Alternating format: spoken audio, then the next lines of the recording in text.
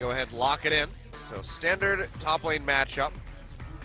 Coming out here for Hooney, picking up that Poppy, but I mean, he's already doing a pretty good job. No summoners. Yeah, he's going to get locked down. Tether coming through. Big burst of damage from the Graves. Helps take him down. Wolf actually finds the first blood. And bang! He's not even able to really push forward and get the assist in. He wasn't. At least for the moment. Now Peanut getting jumped on. Faker. Weaver's wall coming through. Faker, the flash over the wall. Exhaust immediately comes down. He goes low. Has to enter the Sanguine pool. Won't get much more damage in for the pop on the Hemo Plague. And now SKT, they have to kite back.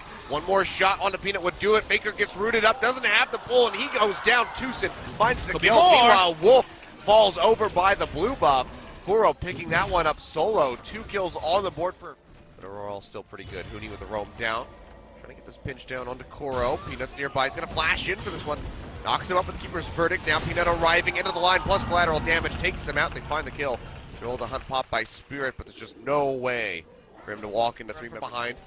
Tucson taking a lot of damage, but it's going to be 5 members in the bottom side. Bang and Wolf in such a rough spot. Bang gets caught out, knocked up by the depth charge and taken out as Kuro pops him with that threaded volley, and that should be first brick going over to Afreeca.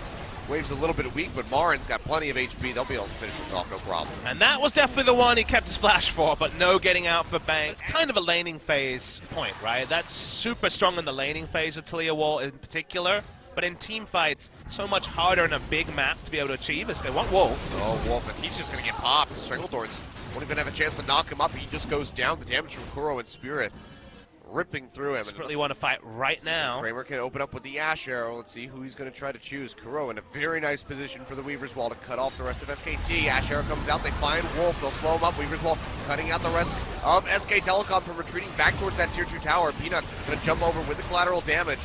They're still up front, soaking up as much as he can. He's still relatively safe on the Vladimir. Did use the Ghost. Looks like they'll... Probably going to be pretty tricky. It's only a Cloud Drake as the 3rd spawn, and another one that SKT could probably afford to give up, as Marin's overstayed. Oh, Hooney's pretty far forward as well. Kuro tossed out that Weaver's Wall, but the rest of the team playing around this bottom side, looking to pick off Hooney. Get by the Ash out, dragged back in with a dredge line, and he goes down. So they do find it, so now no tanky front line here. Really left for Afreeca Freecs. So they're going to pinch in for this one. Hooney's going to get sped up, rooted immediately. 3-man grasping roots. Yeah, that's going to be the end of the chase here for SK Telecom.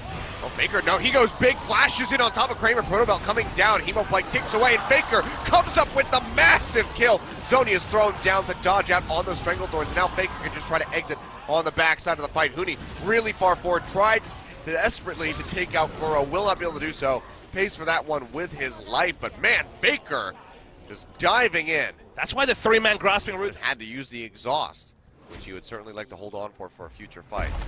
Weaver's Wall thrown down. Faker going to get cut off. Does not have the flash. Goes into the Sanguine pool. No Zonia's. Not available. He's going to try to sustain as much as he can, but it's just too much. Freeca.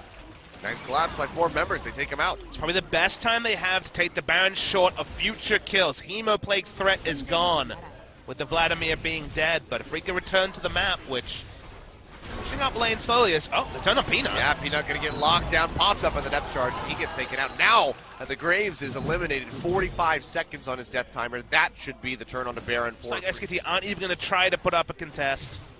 Yeah, they're going to try to just get some turrets in.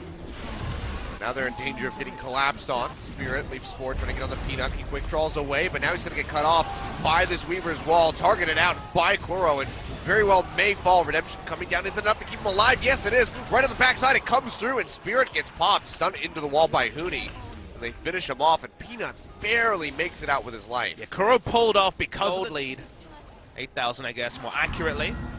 It's a big, deep teleport. TP going onto the ward. Peanut's already dead. Kuro coming up with the kill, and now Marin wrapping around from above. They want now. He's slowed down, loses the home guards. They'll back away. This needs to be Baron. That's going to be the pit. Hooney, they're going to try to commit into this one. He does have the Keeper's Verdict. He's going to charge it up, but the Baron already goes over. He boots Spirit away. Faker. Very barely, though. Hooney dashing in. Faker going in, throws down that Hemo Plague, but still gets popped. Has to go straight into the Zonias. Can't come up with a single kill yet. Takes a ton of damage from the seismic jump, and will get picked off. Kuro comes up with a kill now. Hooney trying to exit, flashes away on the top side of the pit, but he's going to get his GA popped in the meantime. Bang and Wolf kiting around this bottom side of the pit. Get a lot of damage through onto Spirit, but they cannot finish him off.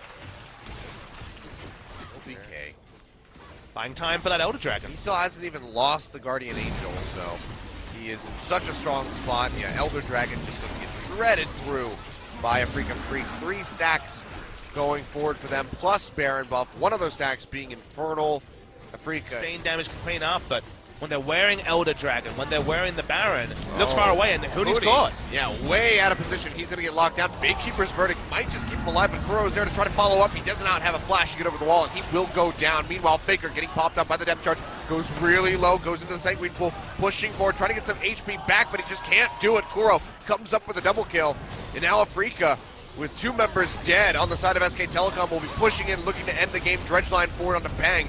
Catches him up, forces out both of those summoner spells. The turrets are now collapsing. Peanut flashing over the Weaver's wall, trying to keep himself alive, but there's nothing that SKT can do to defend the base. They will lose this game too, and Afreeca Freecs will keep their hopes alive, and they'll be taking us to game number 3. And it was so disciplined from Afreeca Freecs. They did it so cleanly. At the end of the game, when they were fruitlessly following Marin, it felt like Afreeca's chase on Faker in game 1. So funny how this game kind of mirror what happened in game 1 with different teams. Spirit comes back in, and they look super clean. No brain fades in the early game for SKT to exploit. And the Vladimir pick, which has never been a speciality of Faker, does very little. Faker was trivial in this game, honestly, a bit like Dr. Mundo from Marin in game 1, and this is a series that keeps giving. I'm really excited to see what game 3 gives us, because we've had the surprise picks, we've had the control display from both teams, and now we get one game to decide if Afreeca can double match win